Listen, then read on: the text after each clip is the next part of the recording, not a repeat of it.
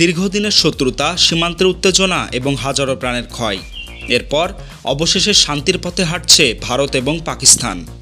মার্কিন president Donald Trump এক ঘোষণায় জানিয়েছেন যে তাদের মধ্যস্থতায় ভারত ও পাকিস্তান একটি পূর্ণ এবং তাৎক্ষণিক যুদ্ধবিরতিতে রাজি হয়েছে।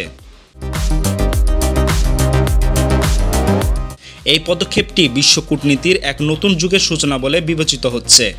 ভারত ও পাকিস্তানের মধ্যে এই যুদ্ধবিরতি শুধুমাত্র দুটি দেশের মধ্যে শান্তি আনতে সহায়ক হবে না, বরং গোটা দক্ষিণ এশিয়ার নিরাপত্তা ও স্থিতিশীলতার জন্য এটি অত্যন্ত গুরুত্বপূর্ণ। যতই উত্তেজনা বৃদ্ধি পাচ্ছিল, বিশ্বের নানা শক্তি যেমন G7, চীন, যুক্তরাজ্য এবং সৌদি আরব সহ আরও অনেক দেশ দুদেশকে শান্তির পথে এগিয়ে আসতে চাপ সৃষ্টি করছিল। বিশ্ব সম্প্রদায়ের এই কূটনৈতিক চাপ এবং আলোচনার মাধ্যমে দুই দেশ একে অপরের শান্তির পথ অনুসরণের জন্য প্রেরণা দিয়েছে।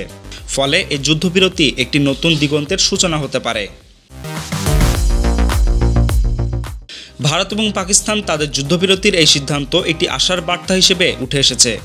এই পদক্ষেপটি আন্তর্জাতিক সম্পর্কের মধ্যে উন্নতিশীল কূটনীতি ও সংঘাত সমাধানের একটি উজ্জ্বল উদাহরণ হিসেবে গণ্য হবে।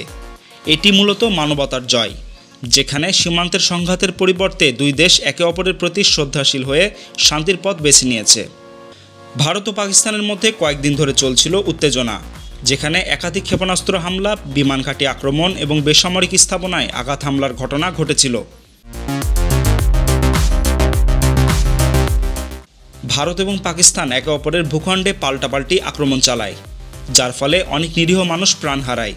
তবে এই যুদ্ধে হতাহতের সংখ্যা আরও বাড়তে পারত, কিন্তু শেষ পর্যন্ত দুই দেশ একে অপরের যুদ্ধ থামানোর সুযোগ দিল। এই যুদ্ধবিরতি কেবল একটি সামরিক শান্তির প্রতীক নয়, বরং এটি এমন একটি সম্ভাবনা উন্মোচন করেছে যা কেবল এই দুই দেশ নয়, বরং গোটা উপমহাদেশের জন্য অত্যন্ত গুরুত্বপূর্ণ। এই পদক্ষেপকে স্বাগত জানিয়ে ভারত এবং পাকিস্তান একে অপরকে শান্তির পথে এগিয়ে নেওয়ার সিদ্ধান্ত নিয়েছে, যেটি গোটা বিশ্বকেই এক নতুন দৃষ্টিকোণ দিতে পারে।